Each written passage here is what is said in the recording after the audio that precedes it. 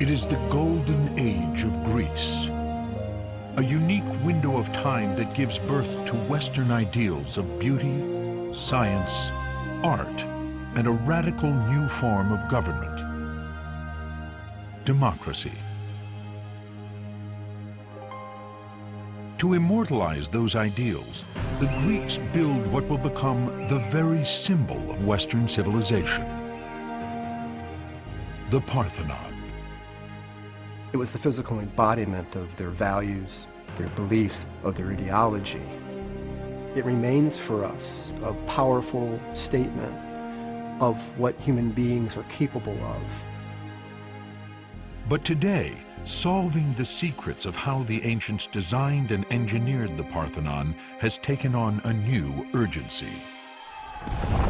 For after 2,500 years of being ravaged by man and nature, the building is in danger of collapse. Hidden behind its columns, a rescue mission is underway. The team must take apart, repair, and reassemble tens of thousands of its pieces. And although the Parthenon appears to be geometrically straight and made from interchangeable parts, subtle curves make each piece unique, varying by fractions of a millimeter. The quality of the engineering work and the precision is unmatched, even from us today. The restoration team has taken over 30 years and spent well over $100 million restoring what the ancient Athenians built in just 8 or 9 years. It is clear today's technology can only take the team so far. To rescue the Parthenon, these modern architects, stonemasons, and archaeologists must unlock the engineering secrets of the ancient Greeks. Up next on Nova, Secrets of the Parthenon.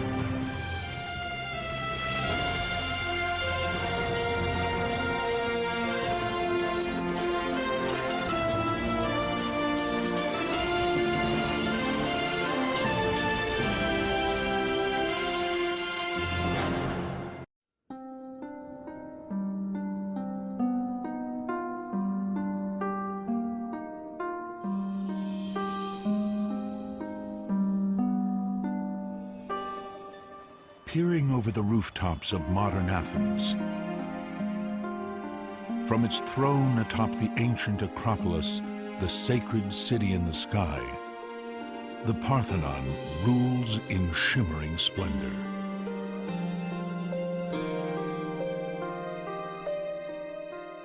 Even in its present form, a stark marble ruin, the Parthenon is revered as an icon of Western civilization. Its shapely muscular columns, crowned with majestic capitals, are the very symbol of the classical world. Its height and width define perfect proportions. Its original sculptures have been looted and lusted after for their beauty.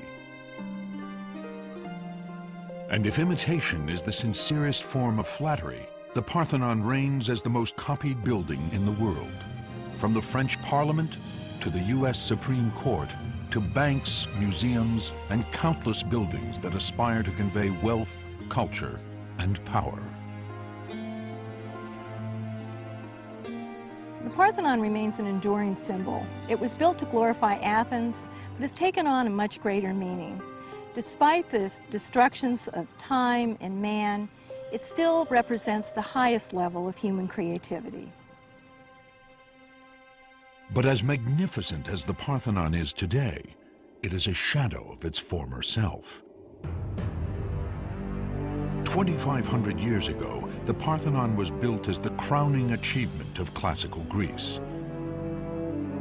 It towered on the Acropolis, at the center of a complex of temples and altars, vividly painted and adorned with statues of mortal and immortal greats. The most prominent sculpture stood inside, A 40-foot-high gold and ivory statue of Athena Parthenos, the patron goddess of Athens.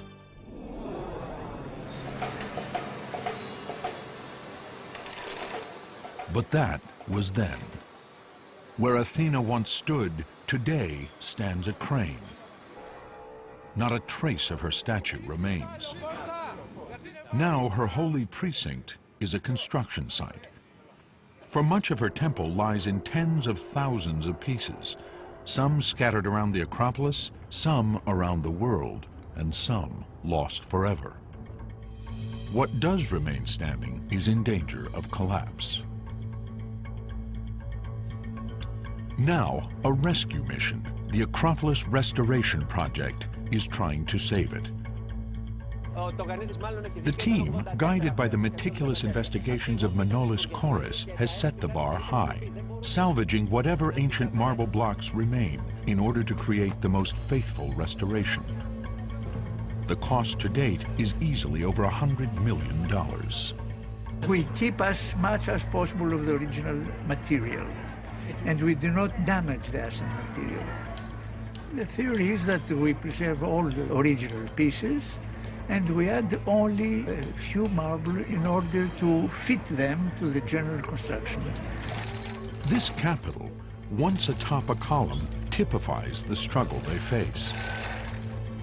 It is in 6 pieces, with many fragments still missing.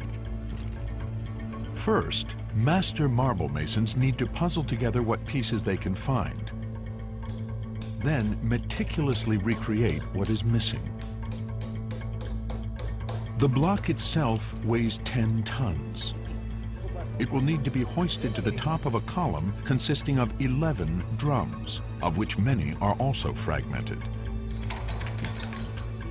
Together, the drums and capital may have to support up to 100 tons of surviving marble beams and sculpture. But before they can hoist the capital into place, the team must solve a more perplexing problem.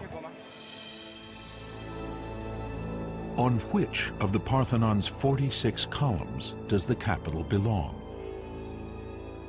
For although the Parthenon may appear to be one giant building kit with interchangeable parts, it's not. The building, celebrated as a symbol of beauty and perfect proportions, hides an ancient secret. Kathy Paraski and Lena Lambrinu, architects on the restoration team, investigate. You think that all the blocks are square in this building, but in fact, if you check it with a set square, you can see that we don't have a right angle here. And when Paraski places her book on one end of the stylobate, the Parthenon's foundation, it can't be seen from the other end. This is because there is a curve in the middle of the lines and the stylobate, about 6 3/4 centimeters high. Kouris and his team have investigated every angle on the Parthenon. And although the building looks straight, they've discovered there's barely a straight line on it. These curves are no accident. They start with the foundation, or stylobate. Each of the 46 columns has a gently curving profile and leans inward. Even the architraves, marble beams that span the columns, as well as the architectural elements above them, are curved. This means that each of the over 70,000 pieces of the Parthenon is unique and fits in only one place. And the difficulty of fitting the pieces back together is compounded by the Parthenon's history.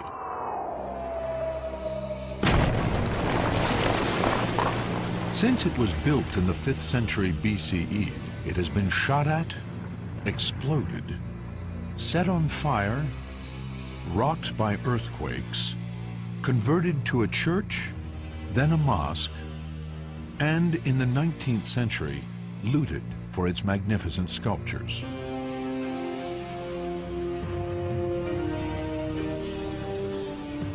To make matters worse, at the beginning of the 20th century, the Parthenon was subjected to catastrophic restorations. More recent damage was done in the 1900s by the restoration team putting in these iron clamps. They rusted and expanded, cracking and destroying the marble. In addition, the early restorers put column drums and whole blocks back in the wrong place. Before the restoration team could even start, they had to correct these mistakes by taking apart, block by block, much of the Parthenon.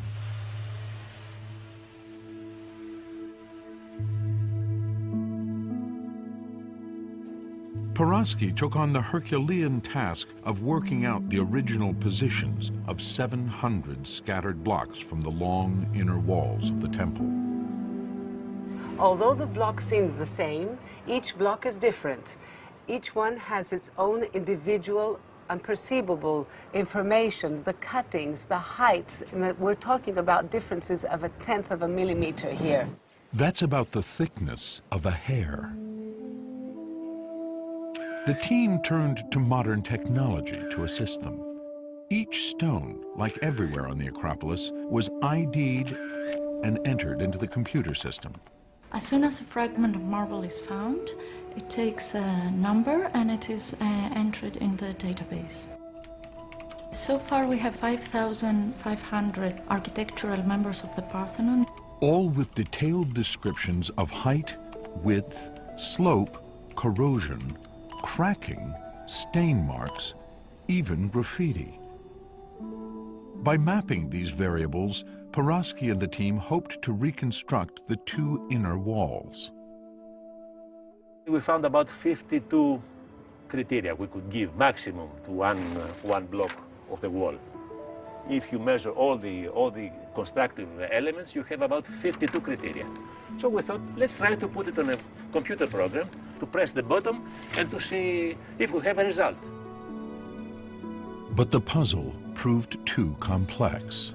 Mathematically it was working, but we didn't have any result. In the end, to put her wall back together, Paraski had to draw each stone onto a card, and with the help of detailed measurements, shuffle them around. So the final decision was made by eye. It took 5 years to identify the position of around 500 of the pieces. It's been over 30 years since the restoration began. The Parthenon is a 20,000-ton, 70,000-piece, three-dimensional jigsaw puzzle. And worse, it's a puzzle that doesn't include instructions. No one has found anything resembling architectural plans. Where are they written, these things? Where are they writing? Do they have so many papers, we have computers, we have everything. How they are doing and how they communicate, and we're going so quickly in 8 years. I cannot understand, I cannot imagine. How did the ancient Athenians build the Parthenon with such precision in less than 9 years? And why with these subtle curves and few right angles? How can the modern restorers faithfully repair and reassemble these pieces before air pollution and even earthquakes inflict further damage? To save this masterpiece of Western civilization for the future, Chorus and his team of architects, engineers, and marble masons will have to unlock the secrets of the past.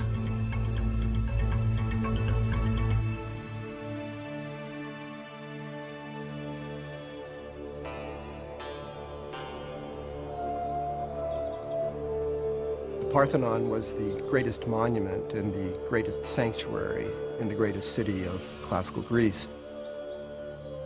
It was the central repository of the Athenians' lofty conception of themselves and the physical marble embodiment of their values, their beliefs, their myths, their ideologies. It was as much a temple to Athens and the Athenians as it is to their patron goddess, Athena Parthenos. But just 30 years before it was built, Athens lay in ruins.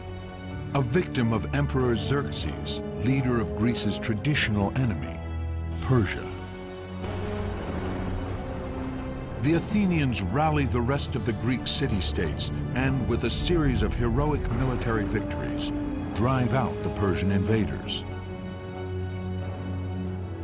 With the foreign threat neutralized and nearly 200 cities across the Aegean paying into a mutual defense fund, Athens grows wealthy.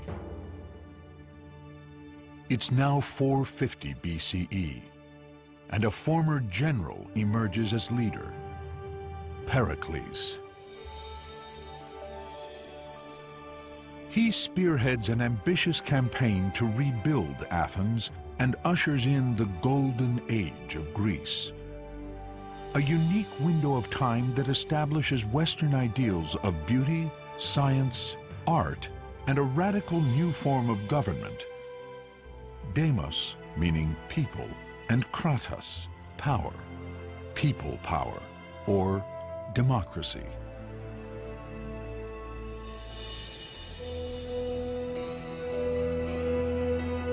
This is the area of Athens just beyond the Acropolis where male citizens came to vote. We think that during the 5th century, the assembly would have comprised about 30,000, perhaps up to 40,000 male citizens. Mid-5th century Athens was a golden age because of the constellation of powerful intellects who gathered there. Socrates studies philosophy here. Hippocrates, considered the founder of modern medicine, according to later traditions, visited Athens. Herodotus, father of history, and Thucydides write detailed accounts of this time. Theater especially flourished.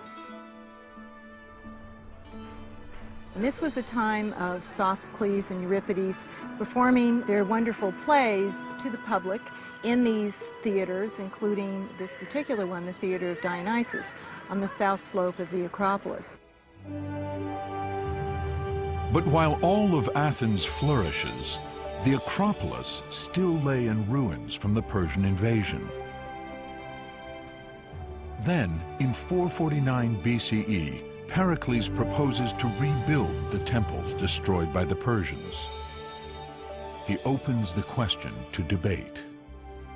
Every monument, every element of the Periclean building program had to be voted upon so that these monuments would in fact be monuments of the democracy and not of one man, such as Pericles himself. In a powerful statement of their self-confidence, the people of Athens vote to rebuild the Acropolis, and at its center, a building to embody their ideals, the Parthenon.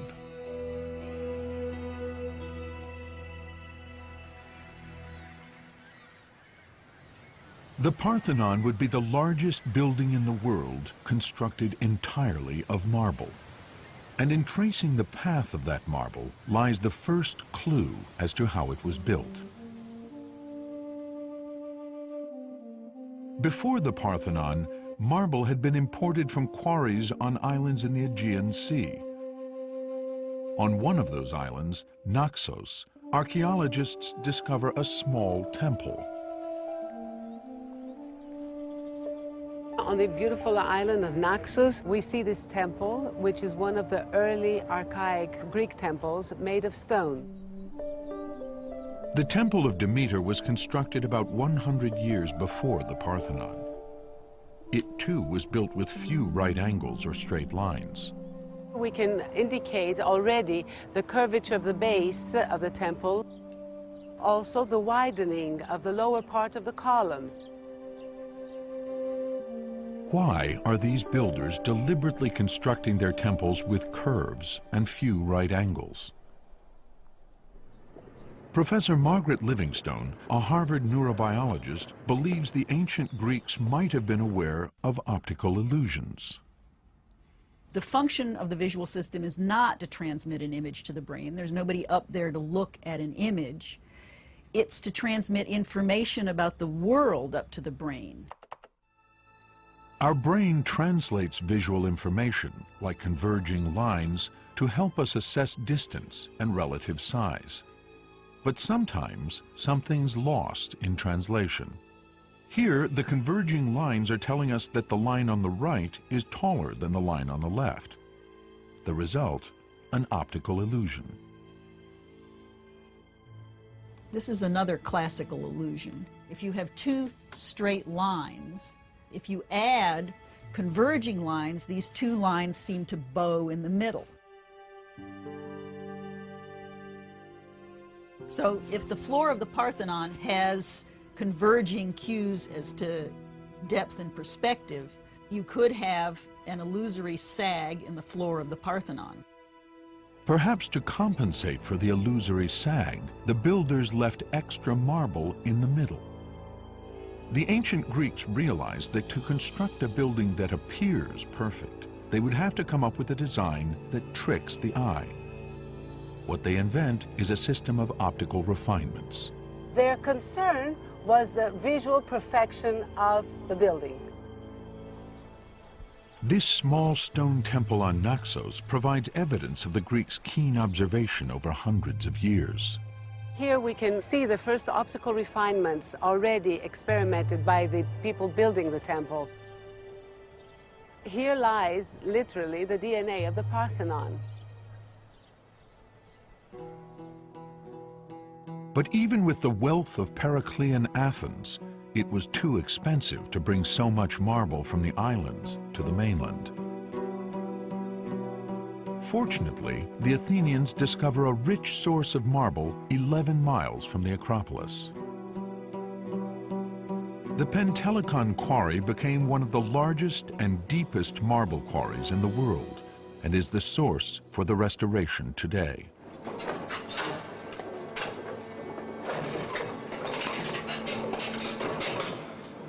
In minutes, diamond-tipped saws cut through the same stone used by the ancients.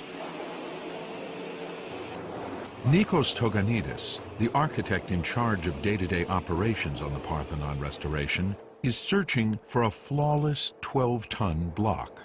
Today we are going to check a marble that George found here in the quarry.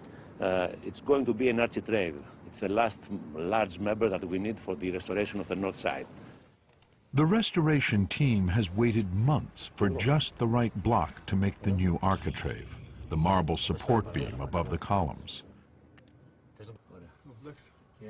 It costs over $1 million and will have to support up to 20 tons. Let's measure it. Let's see if we have the length of the marble that we need.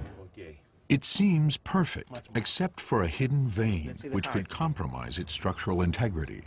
If there is the problem, then the sound is quite different. Για χτύπατα από πάνω, Γιώργο. Τον ήχο. Now it sounds as a bell. So we are going to buy. Γιώργο, bravo.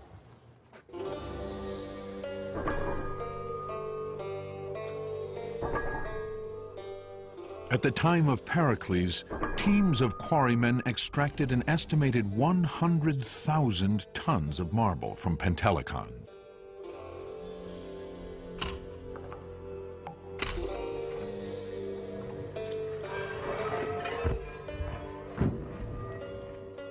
The cost of extracting and transporting it, inscribed in part on this stone placard from 434 BCE, was over 400 silver talents, the equivalent of more than 400 of their fully equipped warships. Expenses for the construction of the Parthenon were recorded on stone annually. The stone was actually set up on the Acropolis. This is because Athens had a democratic system of government, so they required that the expenditure of public monies be made public. The rest of the construction budget was spent on carving that marble. In that sense, the workplace today, as in ancient times, is less a construction site and more a sculptor's studio. We have, in some cases, to form a new drum from 100 different pieces. That is a very, very difficult work. Here, the restorers recovered a part of an original capital, but were missing the pieces to fit around it. They had to carve them by hand from the newly quarried Pentelic marble. They start by making a plaster cast of a missing piece. Then they use this ancient mason's device called a pantograph to record the three-dimensional shape of the cast and transfer it point by point to the new marble. It's a very traditional technique. Even the Romans were using the same device to copy the sculptures in antiquity. Once a new piece is completed, they can join it with an old. But will their new piece fit?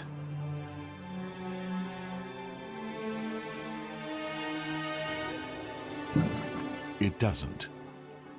It's just millimeters off. The moderns will borrow a technique used by the ancients for fitting together two new blocks. They coat the inside surface with red clay. In the points it doesn't fit, it leaves white marks. Where the clay goes white, they have to carve it a little bit more and test it again until they have no marks when they are closing the two pieces. The operation is repeated dozens of times until the new marble exactly matches the ancient broken surface. But even when they succeed, there's still the challenge of fitting the restored pieces precisely back into place. After months of painstaking work, drum number 14192 doesn't quite make it. As you see here, we have a small ancient fragment. We built around it with the new addition. Now we are going to move it and take it down to the workshop. Just a few millimeters of excess new white marble has to be cut from the base at ever so slight an angle to match the precision of the original blocks. These differences of 1 or 2 millimeters is just a miracle. You can't believe that you have so small differences. And here lies the Parthenon's central mystery. How did the ancients sculpt it with such precision and speed? Ήταν βλέποντας εδώ ένα σπόνδυλο του προνάου, πάνω στον οποίο υπήρχαν αυτές οι γραμμές. Etched into the marble itself, Manolis Koris finds a clue. Καταλάβετε τι είναι αυτό? Το έχετε δει ποτέ σας? Δεν έχετε δει ποτέ αυτό? Koris made an extensive study of the relationship between tool marks and the kind of tool and force necessary to produce them. From these marks, he reconstructed a type of chisel lost since antiquity.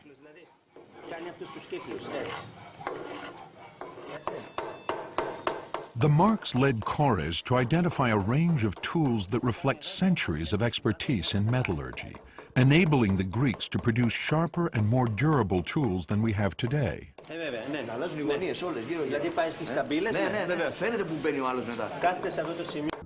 And from minute differences in the chisel marks, Koris can even identify the distinctive workmanship of about 200 different stonemasons.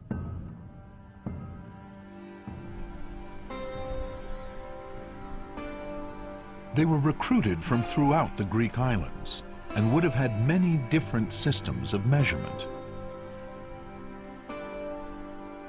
Without a common standard, coordinating this workforce would have been a logistical nightmare. How did they do it? One answer lies on the island of Salamis, not far from Athens. Here, discovered on a church wall, was a stone carving. Today, it is in the Piraeus Museum.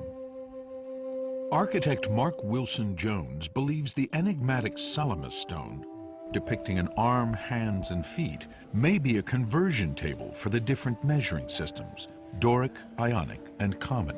This is a tracing I've done that shows the stone, and you can immediately see how the main measures work. We have this foot rule here, that's 327 millimeters, more or less, the Doric foot.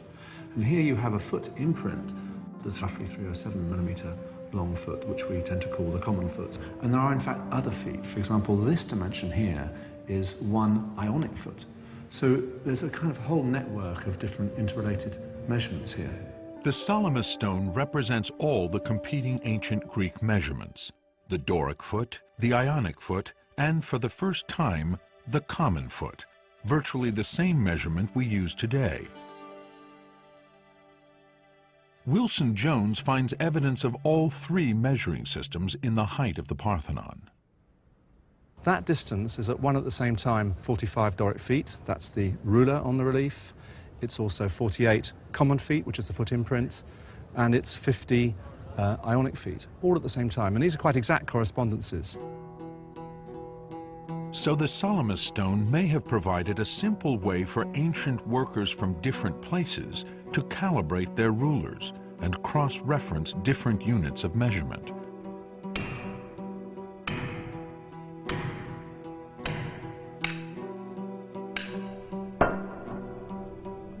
But the Salamis stone may also be a clue to how the ancient Greeks were using the human body to create what we now regard as ideal proportions. What's extraordinary about this is that at the same time as being a practical device, it's also a kind of model of theory, architectural theory. That a perfect ideal human body designed by nature is a kind of paradigm for how architects should design temples. Among the first to record that Greek temples were based on the ideal human body was the Roman architect Marcus Vitruvius. He studied the proportions of temples like the Parthenon in the 1st century BCE, 400 years after it was built. Vitruvius' work gives us the overall frame which is necessary to understand the system of proportions of the Parthenon. According to Vitruvius, Greek architects believed in an objective basis of beauty that mirrors the proportions of an ideal human body. They observed, among many examples, that the span from fingertip to fingertip is a fixed ratio to total height, and height is a fixed ratio to the distance between the navel and the foot. 2,000 years after the Parthenon, another artist was also searching for an objective basis of beauty. This is a very famous image. It's drawn by Leonardo da Vinci in the Renaissance, and it's based on Vitruvius' description of the ideal human body, and it encapsulates this idea of its theoretical importance. And what's really interesting for us is that when we superimpose the Salamis relief on this drawing, we see that there's a remarkable correspondence. There are differences, but it's the same principle. You have the same interest in the anthropomorphic principle of giving a kind of sacred, fundamental justification for these measures. Da Vinci's ideal Renaissance man famously stands in a circle surrounded by a square. Da Vinci named this image Vitruvian Man, after the Roman architect. The ratio of the radius of the circle to a side of the square is 1 to 1.6. That ratio is sometimes attributed to the Greek mathematician Pythagoras, who lived 100 years before the building of the Parthenon. In the Victorian age, it became known as the golden ratio. It was a mathematical formula for beauty.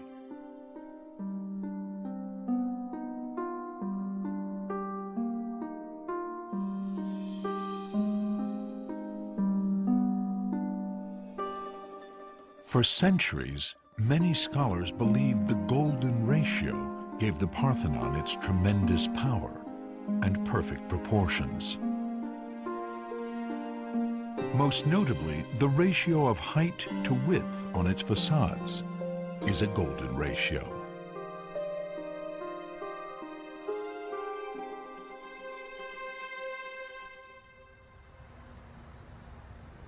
Today, the golden ratio's use in the Parthenon has been largely discredited. But Manolis Koris and most scholars believe another ratio does in fact appear in much of the building, The width is, for instance, 30 meters and 80 centimeters. The length is 69 meters and 51 centimeters, the ratio being 4:9. The 4:9 ratio is also found between the width of the columns and the distance between their centers and the height of the facade to its width. The Parthenon, like a statue, exemplifies a certain symmetry, a certain harmony of part to part and of part to the whole. There's no question that the harmony of the building, which is clearly one of its most visible characteristics, is dependent upon a certain mathematical system of proportions.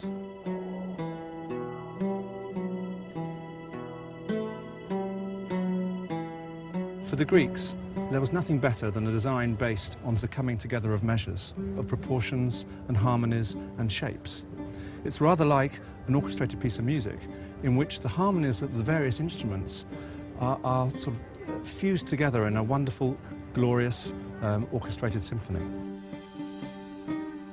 With something like the Salamis stone's use of the human body as units of measure and the idealized human form to define perfect proportions, the Parthenon literally embodies the words of the Greek philosopher Protagoras, who lived in Athens during the construction of the Parthenon.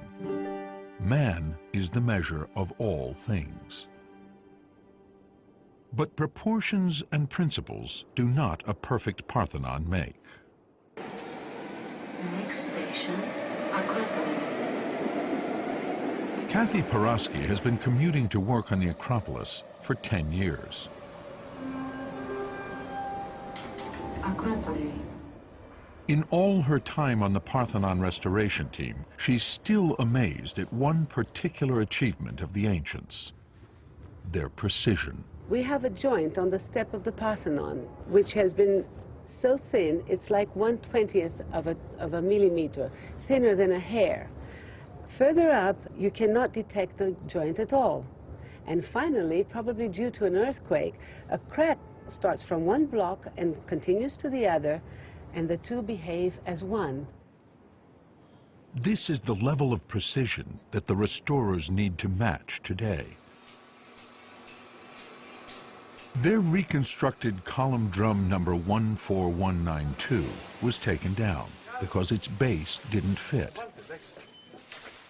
To achieve the required precision, they use metal smoothing plates, a technique based on ancient stone plates found on the Acropolis.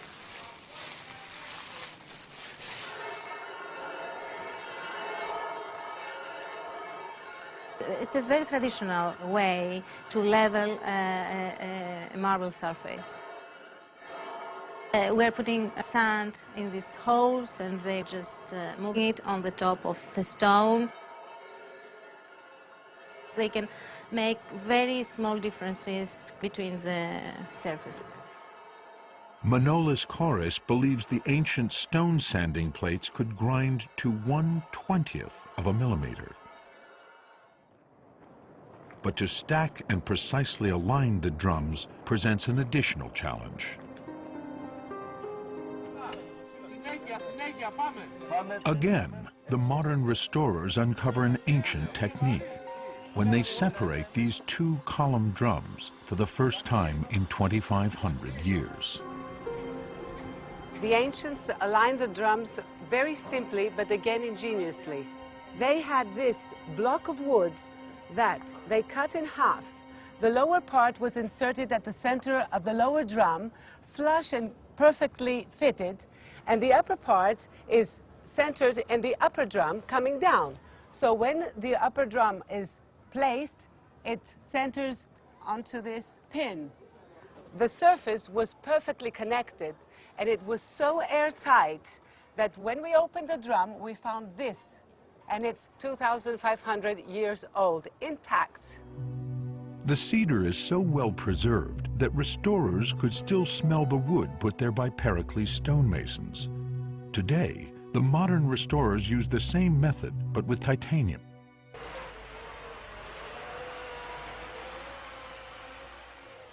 But even though the restoration team has solved many details of the ancients' engineering secrets, they are still at a loss to answer the larger question. How did the Athenians build the Parthenon with all its subtle curves without an architectural plan? There's a simple problem that to get a plan of this size at a reasonably small dimension that you can grapple with, something like this, which would be around 1 to 50 or so, that would be nowhere near precise enough to deal with all the subtle curvature and the minute adjustments that are also essential for this kind of project. One of the subtlest of these curves can be found on the Parthenon's columns. If we pull a string, we can see that from the middle of the column and up, we can see a curve, a very slight curve. The curve is gentle, starting a little less than halfway up and tapering again near the top. It's an optical refinement called entasis. Entasis means tension. It gives life to the column visually. It resembles an athlete trying to lift the weight, even the deep breath of the swelling of its chest. It is no longer dead stone. It has life in it. It has pulse.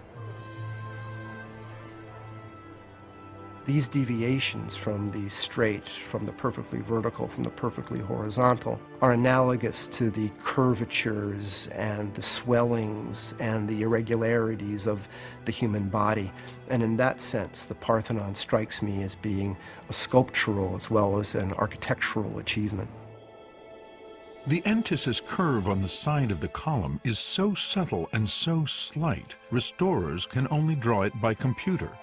For the ancients to have drawn it at full scale, they would have had to set their compass at an impossible radius of nearly a mile. How they constructed the curved columns was one of the last great riddles left by the ancient Greek temple builders.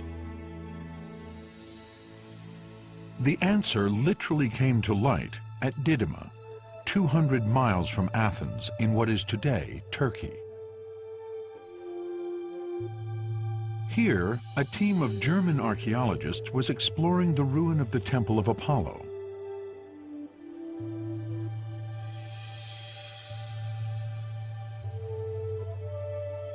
Built at the time of Alexander the Great, 150 years after the Parthenon, it was the biggest Greek temple ever conceived. 120 columns, each one more than twice the height of the Parthenon's.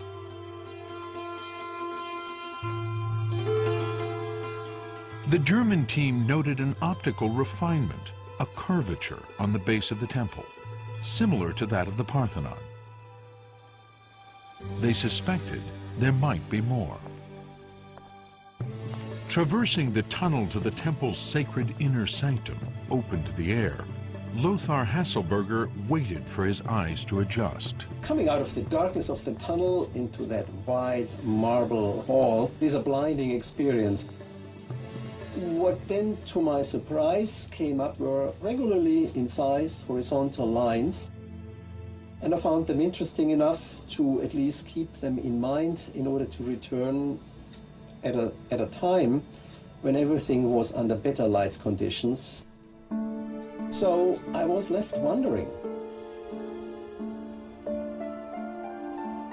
At the mercy of the sun, Hasselberger would have to wait for just the right time of day for the light to reveal more of the mysterious lines. There's a golden time each day when the sunlight comes just about parallel to the surface. It was worth the wait. Coming back, again under better light conditions, it was a kind of revelation because I realized this is a full-sized vertical section of a column, the very one at the front of the temple. At just the right place in the temple of the sun god Apollo, at just the right time of day, he discovered what might be the answer to the riddle. An almost invisible, scaled-down version of the subtle entasis curve of the columns. This template represents a squashed column. Because it is impossible to draw the curve of the column in full size, The Greeks scaled down the height of the column by a factor of 16. Now, they had a curve that could be drawn with a large compass-like instrument. But the genius behind the template is that the width was not scaled down. So each horizontal line is still the radius of a full-scale column. Now, all a stonemason need do is set his compass to any line of the template to get the diameter of any corresponding point on the column. This simple scale drawing was a key reference for the stonemasons at Didyma as they carved one column drum after another. Greek stonemasons were so experienced in creating optical refinements like entasis that they may have been given relatively little guidance. The inscribed template survived at Didyma because the temple was destroyed by an earthquake and remained unfinished. But at the Parthenon, such lines probably disappeared when the walls were polished at the time of completion. Parthenon was finished. The marble surface is smooth and polished, and with it went what we assume were the construction lines of that temple. The modern restorers believe the ancient builders must have had some similar kind of template to produce the subtle curvature on not only the columns, but most of the Parthenon's marble blocks. The key problems are these amazing refinements, the curvature, the inclination, and so on. But once you've got them established, once you know with these blueprints exactly where you're going, then you can proceed down the length of the building and across the front by repetition. So once they get going, they can get going at considerable speed.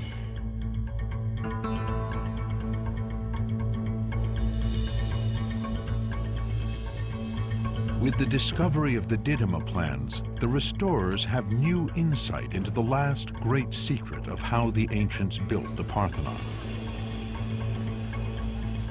But now they face the ultimate test as they place the drum they've so painstakingly reconstructed back on its column.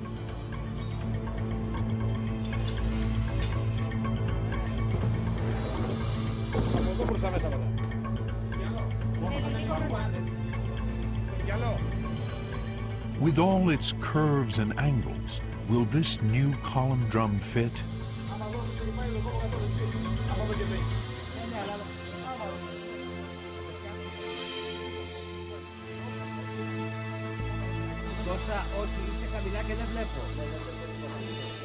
It does. Yes, we are very happy. The restorers now need only apply a finish sanding to the most distinctive feature of the columns, the fluting. The crowning achievement will come with the placement of this 12-ton capital on top of the column shaft. For Kores and the modern restorers, this finished marble is more than just another piece of the jigsaw puzzle. They feel they have successfully entered the minds of the ancient builders and discovered how Pericles and his architects were able to design and engineer the ideals of beauty and perfection into this monumental building. Using the same marble and similar techniques and tools, the Acropolis restoration team has reconstructed a part of the Parthenon perhaps as perfectly as the original builders. In the next 10 years, the work site will be empty and we will be able to admire the perfect proportions of the Parthenon again.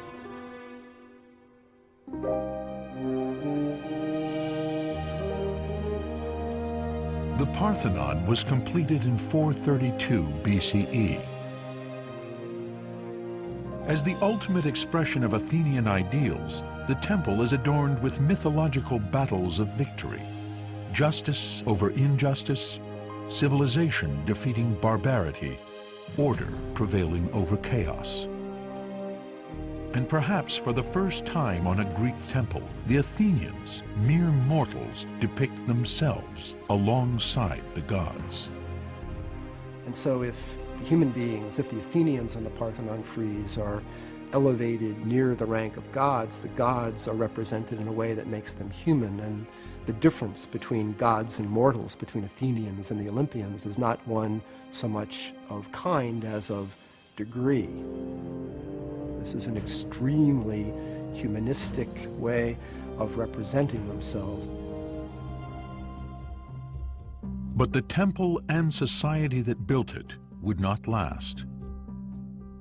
Just 1 year later, Pericles goes to the citizens of Athens for funds to equip an army against the threat of Sparta. To pay for it, he suggests they could, if necessary, strip the gold from the great statue of Athena. Soon after, Pericles and a third of the city die from the plague. Athens is crushed by the Spartans, who turn the Parthenon into an army barracks. For the next 2 millennia, the Parthenon would be abused by Romans, barbarians, Christians, Muslims, Turks, with the final insult coming in the 18th and 19th centuries, when Europeans rediscover classical Greece and, out of reverence, plunder much of its remaining sculptures. The most famous of which, the Elgin marbles, are in the British Museum to this day.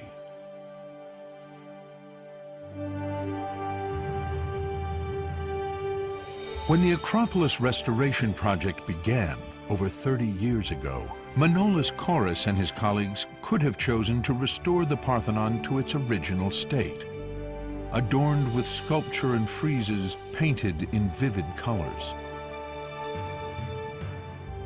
Instead, they chose to preserve what has survived these 2,500 years. A majestic ruin, a witness to what we needlessly destroy, and the beauty and perfection that we can create.